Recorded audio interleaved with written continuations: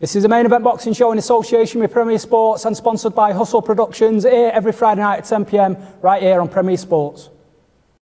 Okay, welcome to the show. It's Friday the 13th of January 2012. We're back, Bob. Yeah, we're back at last. Good to be back. Everybody's missed us, haven't they, pal? Yeah, did you have a good Christmas? Yeah, it was good, mate, good. Brilliant, excellent. Joining us on the show today, obviously, it's a bit of a ladies' night tonight. Not only have we got Bobby Rimmer in the studio, but we've got Jane Couch as well.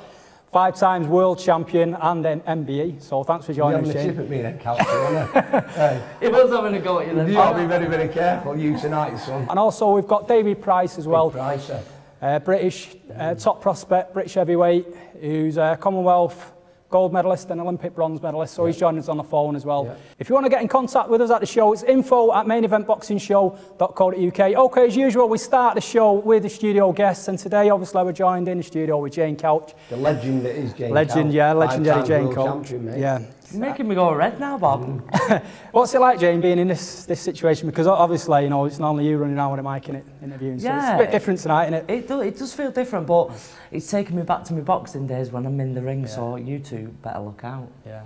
Okay. Right, we've been warmed. Getting warmed up here. Yeah.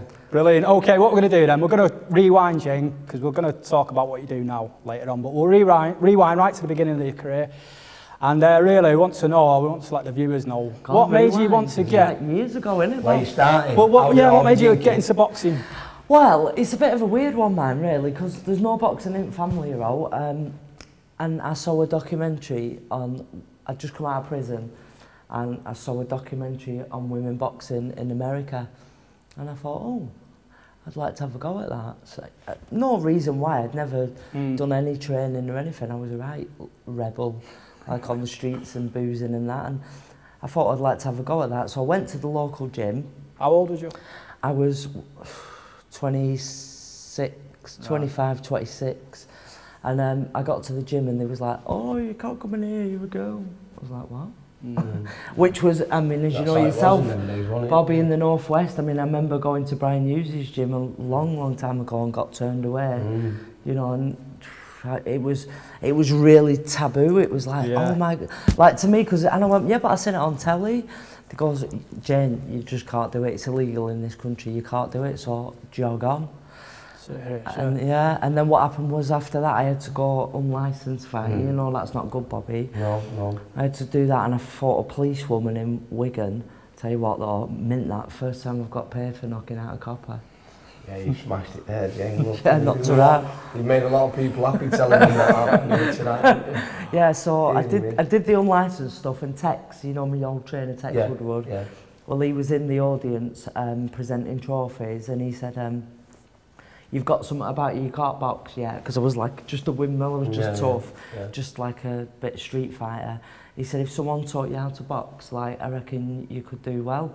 And I went, well, they won't let me train at Fleetwood. And he goes, well, come to Bristol and I'll teach you how to box. And I went, yeah, and then we'll go around. That's how it started. That's how it started. Went to Bristol, went all over the world. I had to go abroad, obviously. To have all them doors shut in your face. I was just going to say. To have that ambition to carry on and carry on, do you know what I mean? Yeah. How difficult was it breaking down? Because I can imagine as well that a lot of people didn't take you serious. Like, you know, who's this woman? Thinks she's oh, yeah. How difficult was it for people? Because even now, you know, for me sometimes with women's boxing, it's not that I don't think they've got the ability and stuff like that. It's just that it's something that I don't particularly like to watch. Used to. Yeah, I'm not used to. So I can imagine. And you can imagine then in my day, I mean, exactly, our young people now are more used to girls. I mean, Bobby's had girls in the gym tonight, you know, and the boys are more used to it. But in the day when I took it, there was no girls in the gym. It was like. So the first thing they thought you're either gay or you're a bit weird, or they didn't, you know, they didn't take. Amazing, isn't it? Yeah, it is crazy. It was horrible, like what I went through. Yeah. It was on like Richard and Judy. I was like, what?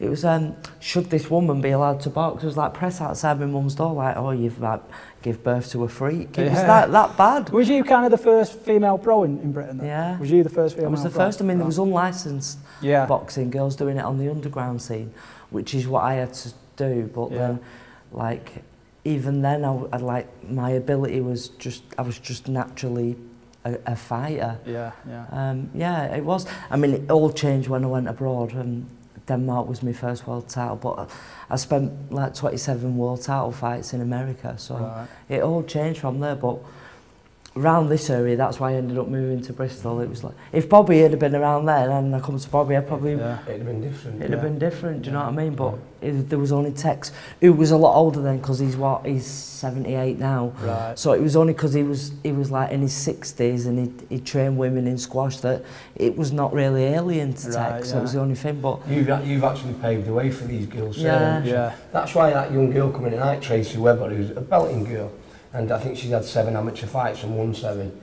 She, you know, I spoke to her on Twitter and she knew Jammeh was coming. And I said to her, come down to the gym. She went, can I? I went, yeah, she couldn't believe it. She's come in and met Jane tonight. She's met her idol, 5 times world champion. Yeah. And she was a lovely little thing, but I couldn't understand why she was nervous about coming. I was like, no, of course you can. Well, people do though, don't they? And for me, when I was like, just trying to break through and get going, I had never had any idols to look up to because there was no women boxing in it. So I always like, I think that's why I got as good as I did, because I always fought with the men. I mean, I sparred Glenn Catley, Darren Dorrington, you know, all of Bristol lads. And did they, you know, when you were sparring and stuff like that, did they kind of hold back, do you think, a little bit, or did they not? At first, like, I remember Darren... Till she cracked you, and then they take it personal, don't they, like they do, don't they? I remember Darren, you know Darren Dorrington, I mean, God, he was tough, Darren, he was just a tough fighter, and he was like, I can't spar with a girl, and then we got in, after the first round, he was trying to kill me. He was like, I'm not having this. Just put it on him, man. Just like, put it on him. He's like, hold on a minute. You can imagine the guy thinking, I'll just take it easy. She walks over and bang, you think, hang on a minute, everyone watching. I know. So that's going to happen, isn't it? You know what I mean? And it's like, there is a difference as well, because I was like quite naturally aggressive.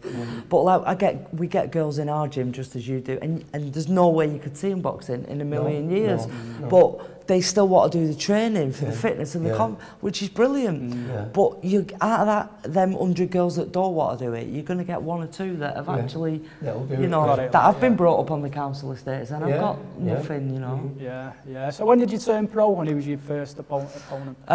Well, my first real opponent, it was on my 5th fight. I'd had 4 unlicensed fights, and my 5th fight was a world title fight in Denmark against Sandra Geiger from France. She had 27 fights, 27 knockouts, and had 4 unlicensed fights. She was supposed to kill me, but she nearly did, to be fair. But she was a better boxer, she was more experienced, she had everything about it. The only difference between me and her on that night was that I wanted it more than her. She was a better fighter. I beat her, but hey, I've never had a tougher fight in my life. I bet you didn't. She just kept hitting me, and in the second round, to be fair, in the second round, the ref should have stopped it. I was out. I was like, I didn't come back into the fight till round 7 mentally. And when I looked at the video back, I thought, he held me up, the ref. Fair play, thanks, ref. Yeah, so. It's unbelievable. I know, yeah. Is it the same, you know, they still do 3-minute rounds, don't they? No, for women, it's 10 2-minute rounds. 10 2-minute for a world title fight. But again, like, I'd only ever had 4 unlicensed fights against novices. And then fight for the world title. Fight for the world title. Was that your first pro fight? Yeah, first pro fight. For the world title. Against a girl. Record, then? I reckon it's got to be. And she's not a mug, I'm telling you, Bob. I'll send you 27 fights and 27 wins, 27 knockouts. 27 knockouts. Dear me. She was evil. They even had the Prime Minister there and everything, because they had the party planned after. So when I won, I got the decision. You beat her on points? I beat her on points, yeah. And they all went off to this party, and I went, oh, we both had to go to hospital, me and her, because I had broken cheekbone, broken nose, fractured jaw. She had broken ribs. Oh, my arm was broke as well. It was a bad fight. Was it not at that point where you thought, I want to jack this in? You know, no, I loved it. And then we got to hospital, we was both laid on beds next to each other, and I went, can I come to a party then? And she went, not up to me. I was like, I'm the champ now. I didn't get invited to the party though. I've got loads of stories. That's crazy, right? You would never ever believe it, would you? No. Do you know what I mean? Crazy. Wicked. So what was your professional record like? I think I had 43. I think it was either 42 or 43, and I won 30, was it 34, 35? Right. But I mean, I boxed a lot abroad, so like you know, I'm not going to go, oh, I got robbed, because it's just one of them things. I was boxing away, it was a close fight. Maybe if it had been in England, I'd have got it. The one that I did lose to, Lucia Riker, the best fighter ever. There'll never be a female. German girl. She's from Holland, Dutch, amazing fighter. And we boxed on the same bill as Lennox Lewis, Vitaly Klitschko, when Klitschko got the bad cut.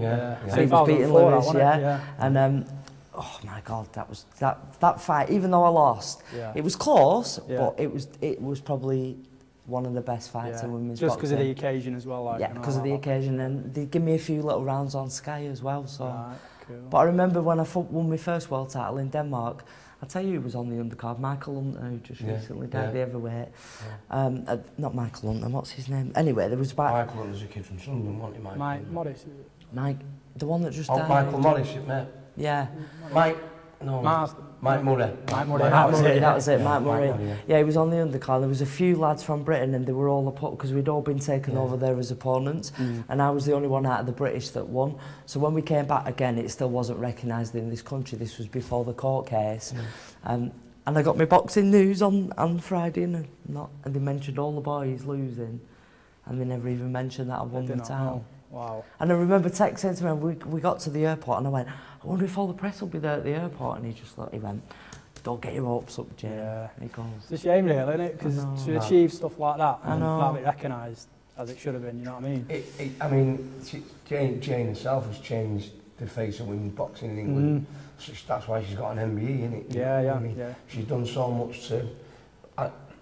the girls out there that are wanting to box now probably don't know this story. Yeah. So they need to know, don't they? Yeah, you know, exactly. Because she'll be an inspiration to them, won't she? Any young girl who wants to box, who thinks that she's getting a door shut in her face, listen to this kid, you know. Listen to them. And this is inspirational stuff, isn't it? It is, isn't it? You know what I mean? For what she's been through and to be a 5-time world champion. Yeah. You know, and she's brought boxing to the front for girls in England and probably, you know, in Europe, you know what I mean? So, yeah, you know, she needs a big hats off for that. Yeah. And even like, you know, when they pay your travelling expenses to go, later on they did when I was world champion. But at one point, me and Tex even paid our own fare to go over and fight the champion in her own backyard. And I said to the promoter at the time, I goes, it was Roy Jones Jr. versus Montel Griffin, the rematch. I boxed Leah Mellinger in her backyard in Connecticut, hell of a fight. Yeah. And I said, I don't want paying and we'll pay our own way.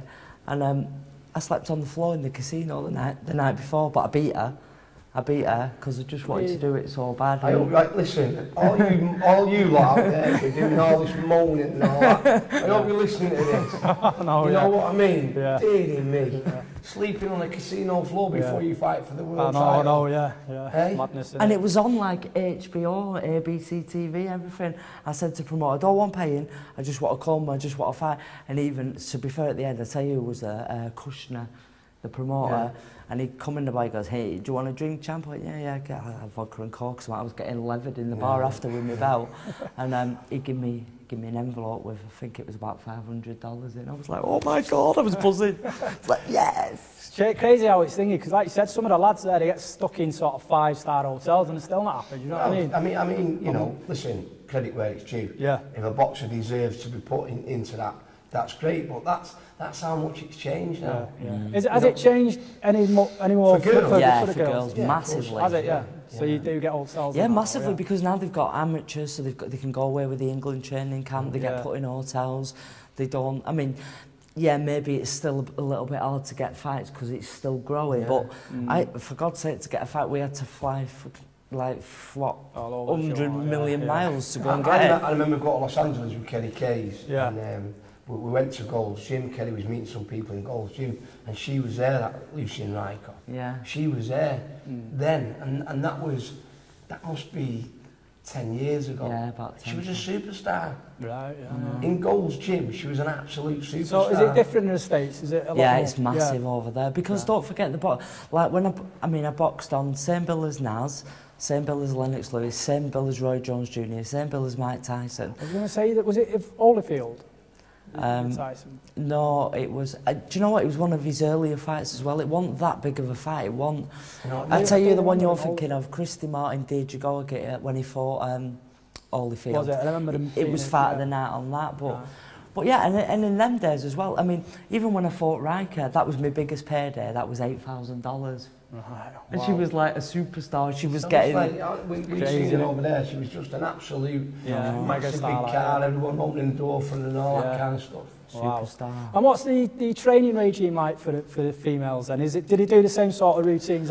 Well, I did. I mean, I had Tex training me who trained the lads as well, because I was in a gym full of male professionals. So he put me through exactly the same circuit, exactly the same sparring, and he never treated me any different, which I think is what made me. I mean, you tried getting smacked in the face off Glen Catley with a left hook. I tell you what, God, I was like numb for 3 days. But it made me like. It made me what I was, because if they'd have gone and took it easy on me, and I was getting treated like a superstar. I mean, I lived with Tex and his wife I lived in the spare room at the farm, did jobs around the farm, just to get to where I wanted to be. Like, because I couldn't afford to pay him any rent, or I couldn't get any door money or anything, because I was training for fights. So I just used. You don't know this side of the story, no, do you? No, Do you know what I mean? You know what? I mean, I've known Jane a long time, but it's opened my eyes. You know what I mean? It really has opened my eyes. All this. To think, you know, sleeping on a casino floor before the fight. Bleeding out, it's mad. So what titles did you win, Jane, and what was the highlight of your career? What was the biggest moment? Well, I won 5. The first one was the WRBF, which was then the Women's International Boxing Federation. And then I went on to win against Jamie Clampett, the NABC, which was like a North American one. IFBA, which again were women's organisations. And then I fought for the WBC when it came in, like got recognised a bit later on. And I think it was the IBA, I'm not sure on that, but I think it was the IBA. But first one was winning the first world title. The second fight against Liam Ellinger to be on the Roy Jones Jr., because he was a superstar then. It was like, and I'm on casino floor, and he even said, don't worry, he said, I'll take your opponent out tonight and keep her up late so you've got a better chance. Because he didn't like her, and I went, yeah, cheers, Roy, nice one, mate. So he took her out. Just get me in bed, because I'll just have a bed.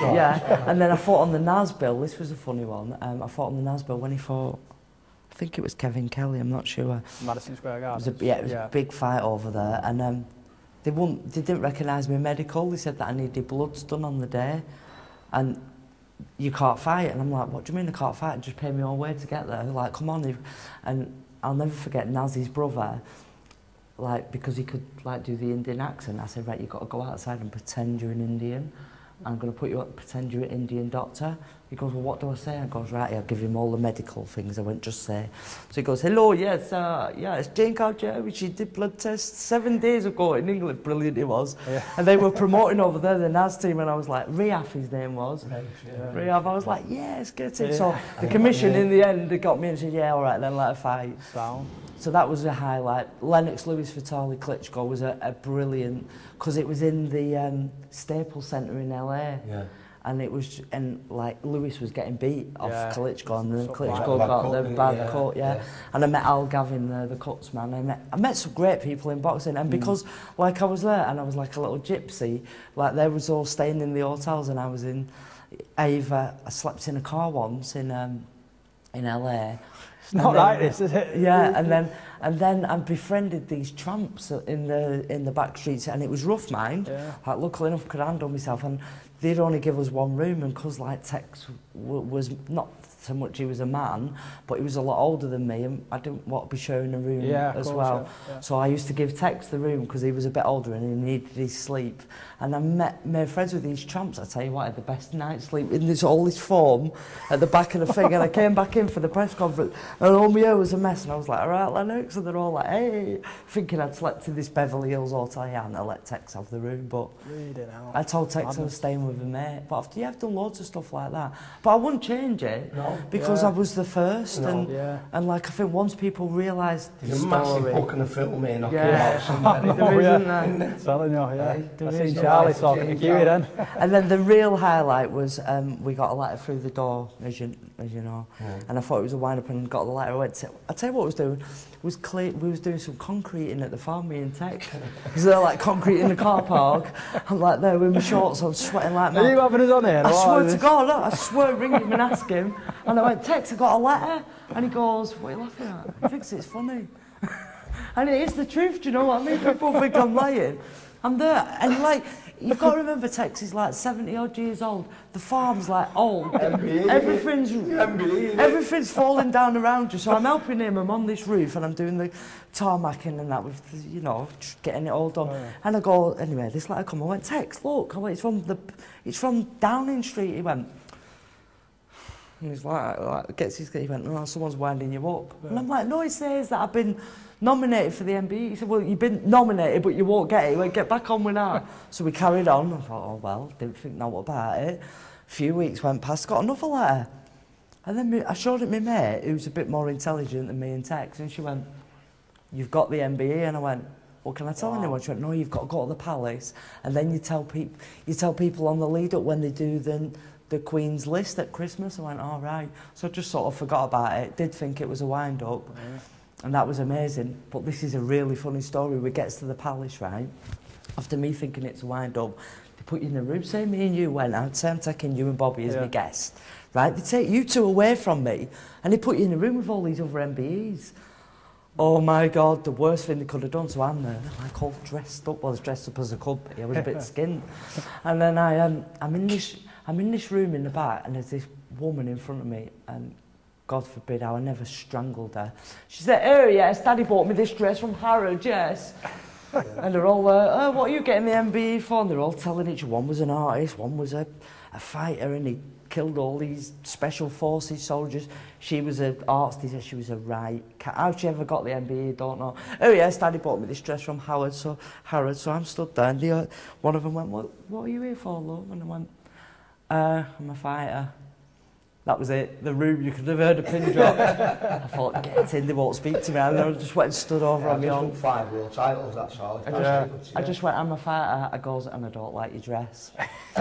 So I'm like that, and then we're all in this queue, because you've got to queue up like that. And this man comes up and goes, now when you meet Prince Charles, your first address is Your Majesty, and after that it's Sir. I went, all right, forgot what he said. So I'm shadowboxing like this, waiting to go in. And you can see them all looking, going, oh my God, she's nuts, man. I'm in front of her in the dress. And she's going, I went, will you shut up? You're getting right on my nerves. And she went, like, she shut up, went in, got her MBE. Anyway, it's my turn next. Goes up, my mind went completely blank. You've got a curtsy. Yeah. I did all that wrong. Well, my legs had gone by this time, so it gets to him, and I went, all right, mate. And he went, like that, and I went, I forgot what to call you. I went, I'm so sorry. And he went, that's fine. He goes, you're the fighter, yeah? And it's like, yeah.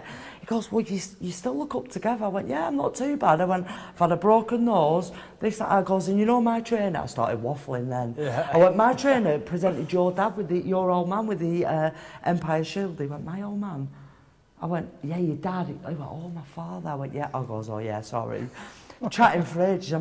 Honestly, we chatting so much, the man had to come and say, and I went to him, that woman in front, I went, she done my head in about that dress. And he was laughing, like, but he had to be a bit more, he was going, I said, won't she eat a pain in the backside? I goes, I'm sorry, I said, but I'm out there nervous. I said, she's telling me she got a dress from Harrods. I went, I borrowed this, and he's laughing his head off. So the man comes forward and he goes, we have to move on, sir. And I went, oh, go then, bye. I went, thanks a lot. And then just walked off, and they'd done it on the evening news in Bristol saying, like, how I messed it up. And but they'd done the close-up of Prince Charles, like, proper laughing. And he knew his boxing. But he knew his boxing. He must have to educate himself. Yeah. Do you know what he said? He said, I watched Ricky in Las Vegas, and I thought, I wonder if they have Sky Sports in Buckingham Palace. Must have. Imagine him caught you on double bed like that with his can of lager watching Ricky. Go on, Rick! I can't imagine having three of you, can you, mate? But I swear to God, that's what he said. I wonder if it gets vague what they're allowed to watch. Yeah. Don't know. Especially Ricky and all. Get in. The It Man. He sat there watching Ricky. Yeah. Was the Queen there? Was the Queen around? No. No, I didn't have the Queen, which I think was a better shout, really, because I just lost it. Like, my nerves really got that. And I never get nervous, really. But my nerves just shot to bits because I told her to shut up as well. Yeah. And they was all looking at me a bit. So the MBE was for your services to boxing, though? Yeah, services to boxing, yeah. Brilliant, excellent. Yeah, it's great, though, isn't it? But I mean, I remember something I remember about you in the 90s. I remember seeing an interview with someone, I might have read it somewhere, and I remember you sort of talking about Layla Ali, it was. And you kind of always wanted to fight her. Yeah, I did, yeah. How near did that fight ever get made to, to be happening, or was it just kind of You know, yeah, well, a lot of it, a lot of it was publicity, because as soon as Layla Ali started boxing, it was okay for women to box, do you know what I mean? And all of a sudden, women weren't gay because she was stunningly beautiful. And what happened was, I'd done a newspaper interview, and I said, and they said, oh yeah, well, Layla Ali's boxing, and I said, well, yeah.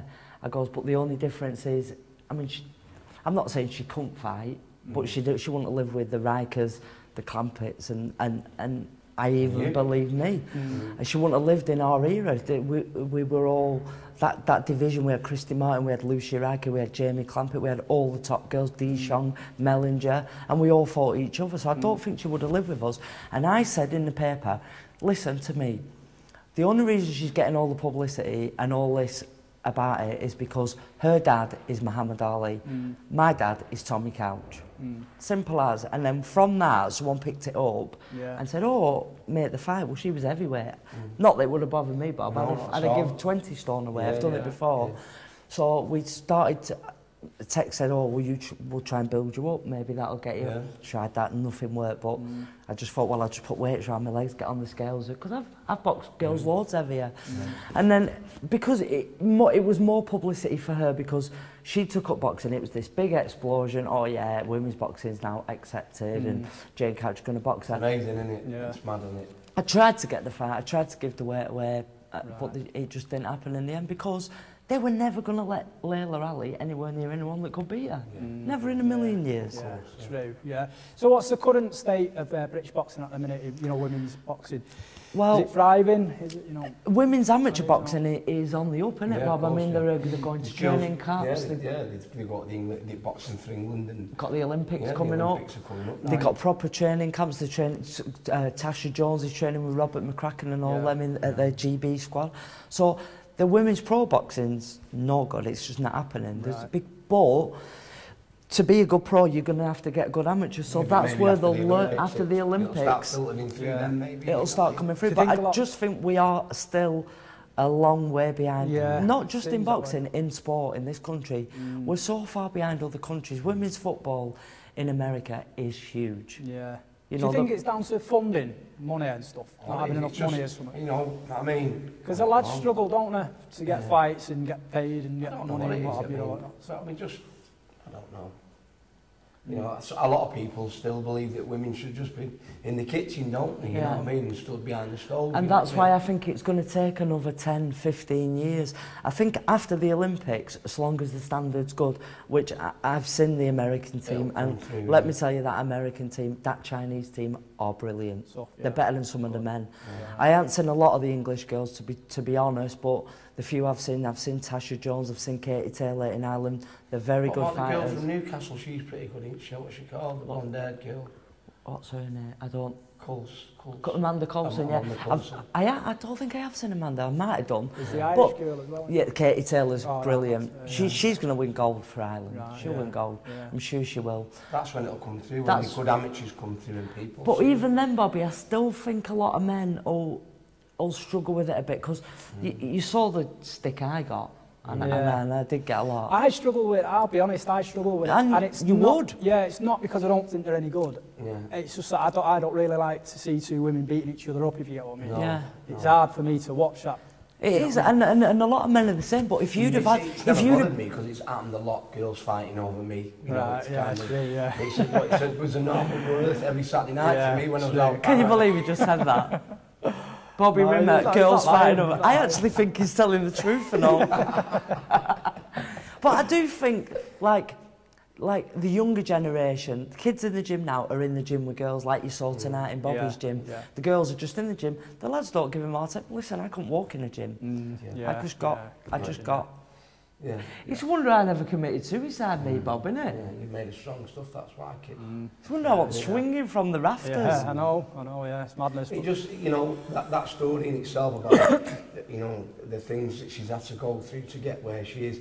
I didn't know this, and I've known Jane a long time. It probably needs bringing out a little bit more, doesn't it? You know. And to be fair to me, I'm sort of that type of person. I don't go around saying things. Bobby's the same. Bobby, do you know what?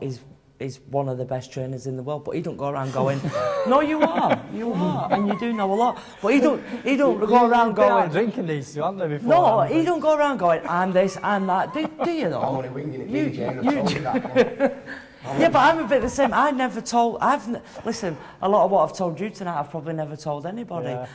And the only person that really does know a lot is Tex. But some of the other stuff I could tell you, I can't tell you on the camera. But honestly, it would. You can imagine. It makes you sick, Bob. Yeah. But you know, all you girls out there who are thinking that you're having a hard time in boxing, just think about James. You're having an easy time. You're having it easy, aren't you? So, you know, for what James done for you, you owe it in her name to carry on and do what you're doing and come in the gyms and learn to box and don't check no for an answer and just carry on and keep coming and coming, innit? We need to find the next Jane Cow.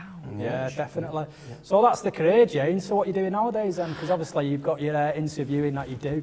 Is it right you're training, you're doing some personal training for, is it darts player? Adrian Lewis, yeah. Well, what happened was, I tweeted him, a bit rude again. After he won the world title, the night before, guess what I said on the Twitter? Go on. You're looking a bit fat. Didn't do his confidence any good. Any bad, he won the world title. I was a bit nervous then, Bart. So I don't know, I was expecting something else, but... I went, Ed, you're looking a bit porky. And he was like, oh my God, do I? Were you training? Just the night before he plays the night before he wins the world title. I played darts like Wow. So that's how that happened. But what happened was, well, when I retired, I'll be honest, I haven't told anybody this either. I was chatting to Ricky about it today, actually. I actually really struggled for the first year because I've been told when to get up, when to train.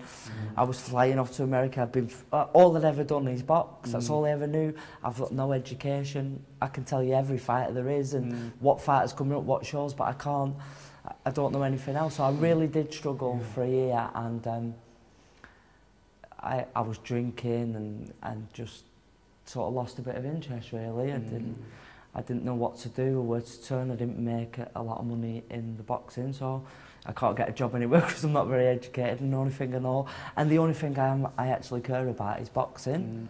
So I was a bit stuck. I didn't know what to do. I was like, what a lot of fighters struggle with that, don't they? That's it, isn't it? For them same reasons. And I just saw Freddie Flintoff doing an interview with Ricky, and I sort of just hit the bottle a bit, and then I sort of thought, no, you're better than this. Come on, go and talk to the other boxers and give fighters publicity. It's all right, the big fighters getting the publicity. Well, what about the lads that you train, the 6-round fighters and the 4-round fighters that no one knows who they are? And I thought, no, I'm going to do that because I struggled, and if I can help them even just a little bit, like you see the lads tonight, put the interviews out later for them, and it's great for them, isn't it? It is great. I watch them all the time. You know what I mean? So she does. She travels. You're still doing it, aren't you? Sleeping in cars. Still sleeping in cars, I am. I mean, she travels all over the country, doesn't she? And like tonight, we're going back to Bristol. You know, it's mad. And like I said, if I get tired, just get my head down and back at the car. But that's me, and that's what I do. And I think I'm a bit weird, Bob. I need psychology.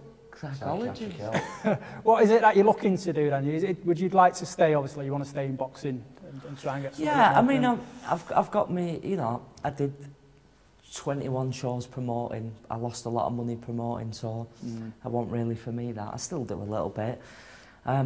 Started managing a few boxers, and I still always want to be involved, but I set up janecouchboxing.com, not just, I mean, I interview the big fighters, but my main thing is the lads that don't get any recognition. Hopefully one day someone will sponsor the channel. I'm on something like 500,000 hits, and I've only been going 6 months, so it is popular.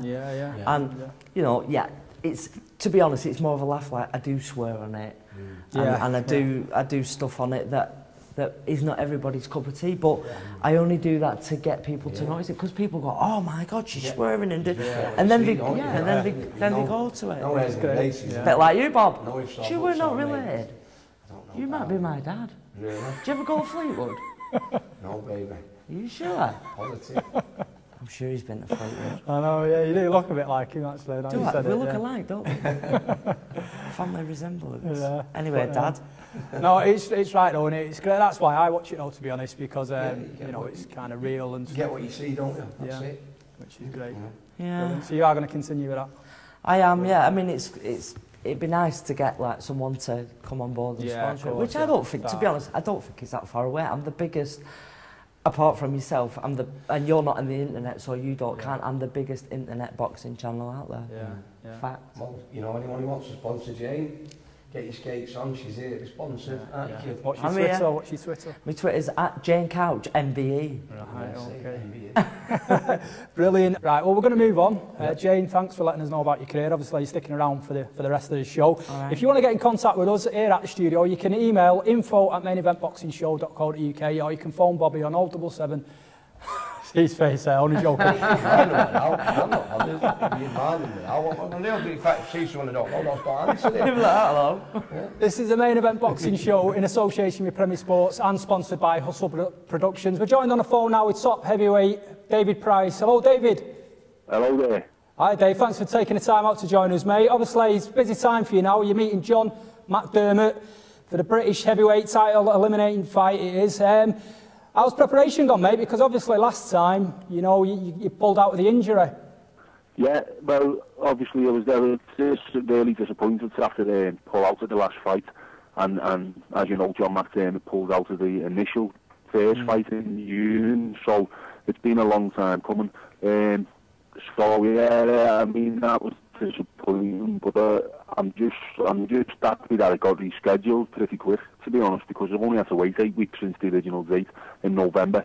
And preparation's gone brilliantly. I recovered from the injury quicker than I thought, and I've had some great work and some great sparring as well, so everything's gone to plan. Yeah, brilliant. What do you expect of John on the night, the fight? You know, it's the 21st, isn't it, next Saturday night? What do you expect of him? Because he comes to fight. Yeah, he comes to fight, and obviously he stated himself that this could be his last chance, so I expect him to bring everything he's got to the table early, and I wouldn't expect anything less of someone like John McDermott. So that's obviously why I've prepared and you know, haven't missed it, and that's why I'm willing to go into the previous fight without being 100%, because I'm not going to underestimate it by any means. So I expect him to bring a tough fight. You know, he's going to put everything on the line, but so am I, and it's just going to be a matter of, you know, who wants it more on the night. Yeah. Do you know what surprises me about John McDermott? Because he's a big lad, but he's got great stamina, really, hasn't he, for the size of him, like. He has, yeah. He's got a good engine. I mean, some people look in great shape, but aren't very well conditioned, and I think it's the opposite for John McDermott. He's well conditioned, but doesn't appear to be in the best of shape. But you know, I know for a fact he'll do 12 rounds, no problem, because he's done it before. So that's why we've been meticulous in the training we've done to make sure I'm prepared for 12 hard rounds, because this is my first scheduled 12 round fight. So I've got to be prepared myself for that. But hopefully it won't come down to that. Yeah. So talking about that, Dave, you've knocked out your last 5 opponents, I think it is, or at least stopped them. Would you say that's your best attribute, your power? Well, I think it's one of them. I mean, I think I've got good speed for heavyweight, good hand speed. But yeah, I think the power's starting to show now, especially now fighting people who are going to come to fight more. As you know, when you first turn pro and you're fighting fighters who are just coming to survive, then there's less openings, but the openings present themselves a little bit more as you move along, and it seems to be the case now for me that I'm putting people away. But it's something that I don't want to rely on too much, because no matter how hard you hit, I don't think you can't knock every opponent out, and you've got to have your plan B and C as well, and you've got to be ready to use your boxing brain as well, which I think it's a man is your boxing brain. Do you think Davey's going to be aware of your power, like, and do you think that's going to kind of change his game plan a little bit, or do you think he's going to be, he'll come forward and try and have a go, or how do you see him like taking the fight? What do you think? Well, to be honest, I know McDermott can be somewhat of a bit of a pressure fighter at times, walking forward and trying to wear you down. But as you said, I think once he starts feeling some hard punches, anyone would think twice about just walking forward non-stop, and it might change the tactics of the fight. But we'll see on the night. He is a tough man, but as I say, I do believe him hitting hard, and obviously he's a heavyweight himself, and I've got to be very wary of what's coming my way, which is why I've got to be switched on from the word go. Yeah. One punch can change anything at this weight especially, so, you know, on both counts, I think we'll have respect for each other's power, but I think, yeah, you know, if McDermott is aware of the power I can put into my punches, then he might think twice about just coming forward, you know, and what's trying to wear me down. Yeah. He'll certainly make his ears ring, Dave, if you hit him with one of them, won't you, lad? You know what I mean? What's that, mate? I said it'll certainly make his ears ring if you hit him on the chin, won't it? Oh, most fellas it would, hopefully. Hopefully, I'd like to think so anyway. Dave, this fight, you know, obviously next week is an eliminator for the British title. How far away do you think you are from the European and world scene? Well, there's a couple of different ways of looking at it. I mean, obviously, Felix Chisora is going to fight Vitaly Klitschko, so you know he's jumped in one fight really from British title level to world level, and that opportunity's come along for him. But for me personally, I think the best thing would be to just take each fight as it comes, obviously, and take my time, because at 28. I've still got a lot to learn as a professional. I've still only had 11 fights, and I could imagine it's, you know, really hard to reach the top, but I could imagine it's only even harder to stay there. So I think once you're at that level, there's nowhere else to go. There's no more learning fights or whatever. So I think the next 5 fights or so, you know, obviously the next one is for the title against John. That'll be the English title and then British title. But in between, there could be like a couple of good learning fights for me against maybe you know, a bit of a name who's been a good fighter in the past or whatever. Just something to keep bringing me along nicely. Because as I think it's the kind of way to stay at the top. It's the kind of way it's the kind of way I like to go with Brian, Dave. You know, we went like Central Area title, English title, then British title. Yeah. You know, I find it a lot better going that way, going what we call the old way, than try and jump in straight in. You know, I knew Brian from the word go was like a 12-round fighter, so you know we're kind of proving it now by yeah, you definitely did with that last fight, but it's the old-fashioned way, isn't it? It's the old-fashioned way, but you know, at the same time, if someone was to come get on the phone and offer me £500,000 to fight for the world title, it would be difficult to turn that down as well. See, I don't think we're going to just get that in the light middleweight division just yet, Dave. Just talking, going back to the Derek Chisora fight, Dave, how do you see that one going? Do you think he's going to, you know, he's going to get over there and get beat, really? Because, you know, a lot of people don't really give him much chance. Although Klitschko's getting on a bit, he's fighting the older brother. But how do you see it going? Well, I've sparred Derek the last couple of days, and you know, I've sparred a lot of opponents who have been due to fight one of the Klitschkos, and I'll be honest with you, he is a handful, Derek Chisora. He's strong, he's got good head movement, good upper body movement, he comes forward and he'll pressure you, and he can push you back, but it is going to be difficult, because Vitaly Klitschko's even stronger again, probably. He's proven at that level over the years, and it is going to be difficult for Derek, but as you said, Klitschko's he's 40 now, and everything has to come to an end at some stage, so why not now? You know, I wish him luck, they really do, but he is up against it. It is going to be difficult, I think. Yeah, of course, especially in Germany. Yeah, in Germany, especially abroad, it doesn't help. Dave, you know, fighters never look past, you know, the next fight, but obviously if you do get through this, you're going to be fighting Tyson Fury for the British title. How do you rate Fury? Because obviously you've met before in the amateurs. There's a lot of noise made about Tyson Fury. How do you rate him? Yeah, well, that's a fight that most people I speak to want to see. You know, he's come under a bit of criticism his last couple of fights, because he's looked a bit sloppy, but he always manages to find a way to win, to be fair to him. So he's getting these, you know, he's churning the results out. But I do think he needs to improve if I'm going to fight him. That's for sure. But that's a fight that, you know, really excites me. But I just don't want to look past McDermott, as you just said. You can't afford to do that, and that's something I won't be doing. And then after the McDermott fight's out the way, then we can sit down and talk about a potential Fury fight, I think. Brilliant, excellent. And just lastly, mate, you fight on the 21st, next Saturday night, at the Liverpool Olympia. You know, if people are looking to get down and see the fight, how can they get in, you know, tickets? Can they get them from you, mate? Or? Yeah, you know, the best way to go about it at this stage would probably be direct to Frank Maloney on his website. Have a look at Frank Maloney's website, frankmaloney.com. Yeah. And there is still tickets available, or get in touch with the Olympia. You might be able to even pay in on the night with a bit of Frank. Frank will take a little bit of cash on the door, I think. Yeah, like regardless. Frankie, don't he, Dave?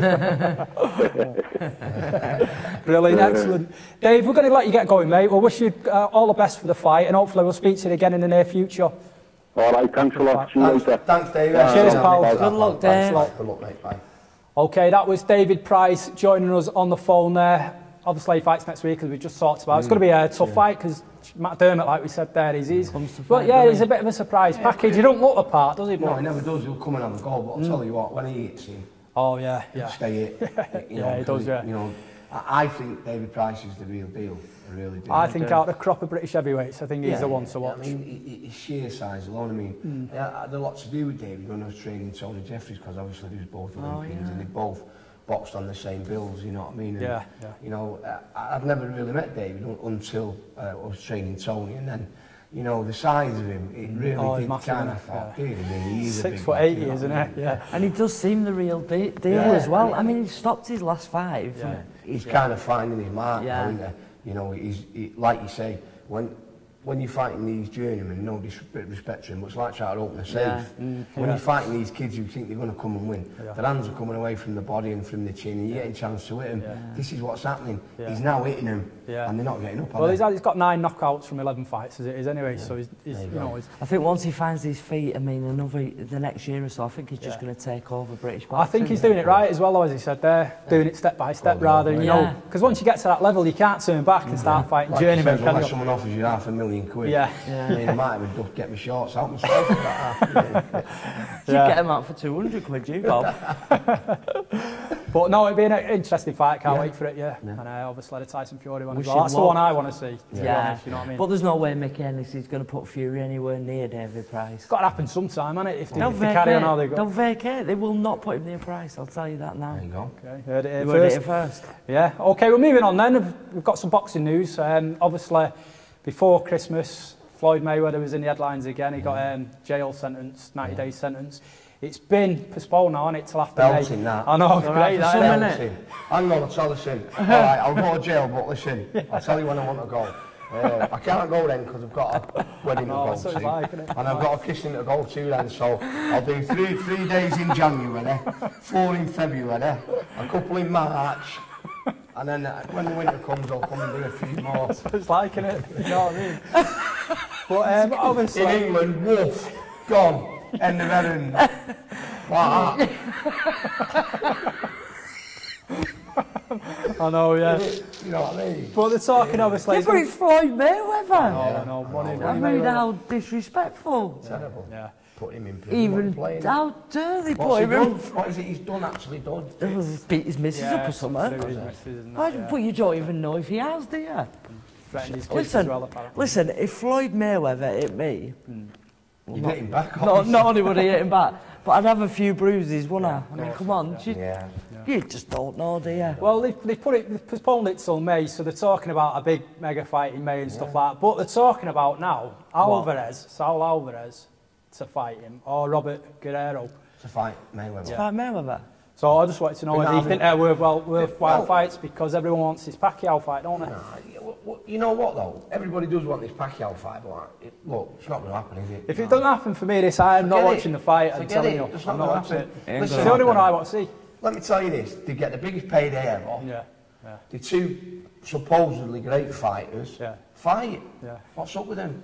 What's the problem? Well, on Twitter, Oscar De La Hoya's saying it's Bob Arum's fault. Right. And that he's scuppering the fight. But why? I don't understand it. You know, I mean, what the boxers are in this job to earn money. Yeah. Not that they're short of a few quid, they've got a few quid, but you know, they want to go down in history. Get it done. Yeah, exactly. That's what it's about now, isn't it? Your legacy. What can Floyd Mayweather be scared of? Getting beat and not retiring undefeated. Okay. I think Mayweather will beat Pacquiao. So say Floyd Mayweather retires undefeated, but he never fights Pacquiao. Just as bad as going to be left in the old area. It's going to leave a sour taste in people's mouth anyway. Yeah. That's all people are talking about. They've got to get it on, Bobby. That's all you want to see, and it can't happen any later than this one because it's dragged on for 3 years. So what? Hold on a minute. So why is he not in jail? Because they think the fight's going to happen in May. In America, it's different. It's not like in England where you don't touch go. You just straight in. In America, you they get a jail sentence. You can kind of ask them, can you stay out for a bit and all that? It's mad. So why are they asking to stay out for the Pacquiao fight? Well, for a big fight in May, So we don't know who's fighting yet. It might be Saul Alvarez. Well, they're talking about Alvarez, but that's just it's a nonsense fight, isn't it? Do you know what I mean? He's too young. What weight? What are you looking at? What? Yeah, because he's light middle, isn't he? Alvarez is a light middleweight and a big light middleweight. And a big one at that. Well, see, he's not going to get... Mayweather's not going to fight Alvarez at light middleweight, is he? He's 147. So, all right, Mayweather. All right, listen, I'm not going to fight Manny Pacquiao with my weight, but I'll go up to fight Alvarez. Really? What's all that But he's about? made for him, no Alvarez, isn't he? Because he's slow. I can't even talk about it. It's stupid. I know. Daftness. On that note, we'll move on, Bob. Yeah. Also in the news as well, we had Amir Khan. We spoke to Asif just before the Christmas break. Yeah. And now it's emerged that this guy, obviously... the man in the hat. Yeah, the geezer in the hat, who's been hanging around the judges. He did work for the IBF. Did he? But he wasn't working that night. So just to make a point about, do you think Khan's still right to be pursuing this and trying to make it no contest? Look. I'm trying to say, I don't know what to say, because it's... Look, so much gone on there, hasn't it? Yeah. Whatever's gone on. Yeah. There's been a fight in the ring and one kid's won and one kid's lost. Yeah. He wasn't getting out of the ring, was he? The other, what's it? Peterson, Peterson getting out and marking the scorecards, was he? Yeah. He's got in a fight, and I don't know, it's just madness. I'm just thinking, from your point of view, Bob, if that was your fight, would you be a bit... not too happy about it, or it's probably wouldn't have even noticed the man in the out. Let's be honest. I've never been in that situation. I'm not at that big level, am I? I don't know. I'm not at that big, massive level where. But for me, I don't know. I reckon he was in the mafia, the man in the hat. It's mad, isn't it? It's just. It's all these conspiracy feelings, isn't it? It's crazy. I think you should just drop it, have a rematch. I don't know anyway. Do you think that's what I think is going to happen? I think the WBC, is it, or WBA? Yeah, WBA. I'm going to say have a rematch. And I think the IBF are going to say no, because he's their man. Yeah. This geezer in the hat is their man, so they're going to have to stick by him. And they're going to say no. And I think what he's going to do, Peterson, he'll vacate the WBC. There'll be mandatories to fight for that, and he'll keep the IBF. Easy done. And that's what De La Hoya was tweeting about Bob Arum, going back to that. They wanted Peterson to fight Pacquiao next. Now that's a stupid fight. But if I was Peterson, I'd say, hang on a minute, listen. Yeah. I've got one belt, I'll keep the IBF, go and fight over that, and I'll fight the winner. Yeah. That's what I'd do. And he'd fight Pacquiao to get the money. Because what he gets out of that Peterson, he gets a massive payday, twice. It's mad. It's driving me mad, this all. It's mad, I mean, but you know what, it's going a bit too far now, isn't it? That's what I mean, worse, isn't it? It's making a mockery out of us, isn't exactly, it is, the two biggest fighters on the planet, and they just can't get it together. Yeah, I mean, when City got beat on Saturday off United, the next day, on the pitch was the geezer with the hat, and what someone had put on, hadn't they? That's why City got beat, the geezer with the hat, and so we're getting it again out of City fans. Just filtering down. Actually, in fact, I was speaking to Ricky about that today, and I reckon City should have won because that referee was out of order. See what I mean? No way, he's a red card. But so that could be a conspiracy theory here. He could have been involved in that, the geezer. I reckon the geezer in the hat was the referee. There you go. There we go. Nice. He might have even been related to the referee. Okay, the next last bit of news we've got then is it's rumoured Kell Brook and Matthew Hatton might be meeting this year. Great fight. I think it's a good fight, I think evenly matched. Or a great domestic fight, and it's a fight that... What Matthew Hatton's got is he's great at nullifying your work. Honestly, he's great at taking your best attributes away from you. And if Matthew's on his game and he's craving this big fight, it's going to be a fight, isn't it? You know what I mean? And until you can't call these fights right at the beginning. You've got to call them a bit closer towards. You know, I always like to wait and see how the camps have gone and stuff like that. But you know, Matthew's great at doing what he's doing, nullifying his work. And Kell Brook's flying at the minute, isn't he? You know, he's a new kid on the block and all that. Yeah. And he might just overlook Matthew a little bit. Do you think it's that fight? Because we had Dave in here, Dave Caldwell, in here last time, and we was talking about Kell Brook, and he's this kind of bit of a name fighter, just to kind of. Do you think this is the right fight for him? Well, it's a great. You know, never mind that. It's a great fight for Britain. Yeah, it's a great Kell domestic Brook fight. and Matthew Atten's a great fight. Yeah. Okay. It's a belting fight. And Matthew, a lot of people think, but Matthew's got a great chin. Yeah. I think he's only been put down. Look, he's been with Alvarez for 12 rounds. Listen, he's dead tough, and like I say, he's always, you know, Bob always gets him in fantastic shape. Yeah. And he'll be in fantastic shape. And he's experienced. And it's the fight of his life. You know, it's a fight that he's going to be looking to go out and win. Yeah. So it's going to be a proper fight. It could be out to prove that he's not finished, and you know, maybe Matthew can, you know, make you miss, not hit him, get out of your way, really nullify your way, and really get on your nerves. Yeah. You know, so you know, and Kell Brook's very young, and Matthew might all man him out of it. Yeah. And because the fight's in Sheffield, Kell will be really trying for the stoppage, won't he? Points to prove in front of his mates and all that lot. Yeah. Okay, the last bit of news then, Bob. Bit of a roundup of the Bobby Rimmer gym. What have we got coming up in the next couple of months? I think the next one out's Kieran. He's boxing for the Central Area title against John Bagley on Atom Promotions on March the 2nd. And then we've got Brian out defending his title on March the 31st. Johnny Cage might have a big fight on there, which I can't really talk about yet. Right. And Jack Armfield's going to be coming back on that night. Oh, okay, great. So we're all back in the gym February, now, March. And it's, you've had your break now, back to work. Yeah, I've had my break. Yeah, so. Been back in about a fortnight, haven't you? Yeah. The hardest part though is living near the gym.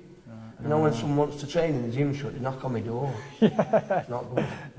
I live at the gym in Bristol. Well, there you go. Then. You know exactly what I'm saying. No. I'll start eating your tea in the pigeon loft or something, Bob, you know what I mean? But the last bit of news then for this week is the fixtures for tomorrow night. From Germany, we've got Robert Stieglitz and Henry Weber. They meet in the WBO super middleweight title fight. Arthur Abram as well makes his comeback on that fight, obviously after the Froch defeat. Good to see how he comes back from that defeat, because he kind of got schooled a little bit by Froch. And also Michael Sprott as well, he's still going, he's on the bill, still there. So Sprott is still going, isn't it? I like Sprott. Okay, we're going to wrap the show up there then. Jane, I want to thank you for coming in. It's been great. Thanks, been really thanks for having me. Do you know what I mean? Thanks for having me. Yeah, great story as well, you know what I mean? Hopefully, like you say, you know. Yeah. All you young girls out there who are thinking of starting boxing. If anyone wants to make a film about me, he's on 25% commission. Jane, just before we go, do you want to give people your web? Yeah, my website is janecouchboxing.com, or you can follow me on Twitter at janecouchmbe. Brilliant, excellent. If you want to get in contact with us here, it's info@maineventboxingshow.co.uk. Also, check out the website, www.maineventboxingshow.co.uk. We'd like to thank David Price as well for being on the show. Don't forget, tune in again at the same time on Friday nights, 10 PM on Premier Sports, Sky 433. We'll see you next week. Thanks a lot.